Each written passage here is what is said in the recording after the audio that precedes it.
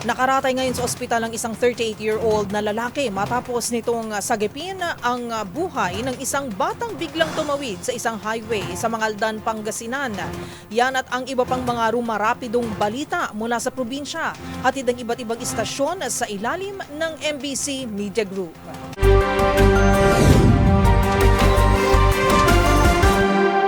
38 anyos na lalaki na bangga ng truck matapos iligtas ang batang biglang tumawid sa highway sa Mangaldan, Pangasinan. Nakaratay ngayon sa hospital. Patuloy pang nilalapatan ng luna sa Region 1 Medical Center sa Dagupan City ang biktima na kinilalang si Joe Nabalon, 38 anyos, matapos itong mabangga ng truck na minamaniho ni Oliver Aquino, 50 anyos, residente ng Barangay Malindong, Binmali, Pangasinan. Batay sa ulat ni Mangaldan OIC Chief of Police Lieutenant Colonel Perlito Tuayon, alas 12:50 ng hapon kahapon sa National Road ng Barangay Gigisangin, papatawid ang biktima nang makita niya ang batang biglang tumawid na mababangga na ng truck, kaya't bigla niya itong sinakluluhan at nakaligtas ang bata, subalit siya naman ang nahagip ng truck na nagtamo ng sugat sa iba't ibang bahagi ng katawan na agad ay nadala sa paggamutan na patuloy pang inoobserbahan ng mga doktor. Ang truck driver ay nasa kustodiya ngayon ng Mangaldan Police Station para sa kaukulang disposisyon. Para sa MBC TV Network News, ito si Freddy Pajardo, Arister Tate, una sa Pilipinas, una sa Pilipino. Umabot sa 86 katawang na aresto sa loob ng isang linggong anti-criminality drive ng Batang Pulis mula Agosto 4 hanggang Agis 2025 sa pangunguna ni Provincial Director Colonel Marty Salvadora sa naturang bilang 11 katawang nasangkot sa mga kaso kaugnay ng illegal na droga na nagresulta sa pagkakakumpiska ng mga ipinagbabawal na gamot at hindi yatayang nagkakahalaga ng 524,120 pesos batay sa standard drug price. Samantala, 75 katao naman ang naaresto dahil sa iba't ibang paglabag gaya ng illegal na sugal, illegal na pangisda, pagmamay-ari ng loose firearms, paglabag sa mga special law at pagkakaaresto ng mga wanted person. Ang nasabing operasyon ay alinsunod sa direktiba ni PNP Chief Police General Nicolas D. Torre III para sa mabilis at epektibong serbisyo publiko na may buong suporta mula kay Pro-3 Regional Director Police Brigade General Ponce Rogelio Piñones Jr. Pinuri naman ni Colonel Salvadora ang dedikasyon ng mga tauhan ng Bataan PNP at binigyan diin ang mahalagang papel ng lokal na kapulisan sa pagpapanatili ng kapayapaan at kaayusan sa lalawigan. Para sa MBC TV Network News, Danny Kumilang, RH37, una sa Pilipinas, una sa Pilipino. Muli na namang nagpakawala ng mga pawikan ng pulisya ng Lapinig dito sa lalawigan ng Northeast Samar. Noong nakarang linggo, 3 pawikan na naman ang pinakawalan sa dagat ng Sabang sa nasabing bayan ng Lapinig. Mismo naman ang kapulisan ang nanguna dito sa pamumuno ni Police Captain Marlo Capati, Acting Chief of Police, at kasama rin o naroon mismo ang mga mag-aaral ng Putong National High School at nag-witness ang mga ito sa pagpapakawala ng nasabing mga pawikan sa pamumuno ng kanilang principal in charge.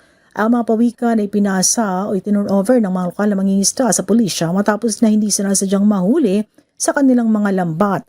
Binigyan din naman ng PNP at lokal na pamahalaan ng Lapinig ang kamalayan ng publiko sa pagbibigay proteksyon sa mga endangered species. Marami ng pawikan ang nahuli sa nasabing bayan ng Lapinig at ligtas na naibalik ang mga ito sa kanilang tirahan. Para sa MBC TV Network News, ito si Jane Galit Bantayan, RH34 ng DZRH, una sa Pilipinas, una sa Pilipino. Balita mula sa Davao Region. Umabot sa mahigit 5.5 milyon ang kabuuang halaga ng illegal na droga na nakumpiska ng Police Regional Office 11 mula Agosto 8, 2025 alas 6 ng umaga hanggang Agosto 9 alas 6 ng umaga. Batay sa datos ng PR11, nagsagawa ng 14 na operasyon ng mga tauhan nito na nagresulta sa pagkakaresto ng 13 katao na samsam sa operasyon ang 2 gramo ng hinihinalang marijuana at 813.45 grams ng hinihinalang shabu na may tinatayang street value na 5,531,700. Ayon kay PR11 Regional Director Police Brigadier General Joseph Arguelles, patuloy ang pinagting kampanya ng kapulisan laban sa iligal na droga sa buong rehiyon upang masugpo ang distribusyon at paggamit ito. Para sa MBC TV Network News, ito si June Suter, una sa Pilipinas, una sa Pilipino. Nakonfiska sa dalawang separadong lugar ang mahigit 4 million pesos na lagan ng umano'y droga ng Bacolod City Police Office sa sinagawang drug buy-bust operation ng Bacolod City Drug Enforcement Unit sa Zone 5 Barangay Handumanan at Barangay Mansilingan, lungsod ng Bacolod. Unang naaresto kinilala na sina Livy John Tapang, 29 anyos, residente ng Lucky Homes ng Barangay Handumanan, at Rigel Alarcon, 30 anyos, residente ng Fortune Town, Barangay Estefania. Nakuha sa mga sospek ang 520 grams ng umano'y shabu na nagkalaga ng 500 o 3.5 million pesos.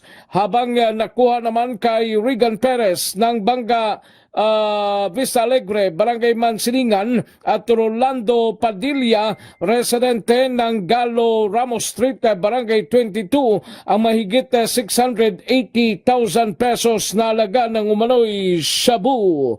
Para sa MBC TV Network News, ito si RH46 Rex Cantong para sa DZRH, una sa Pilipinas, una sa Pilipino.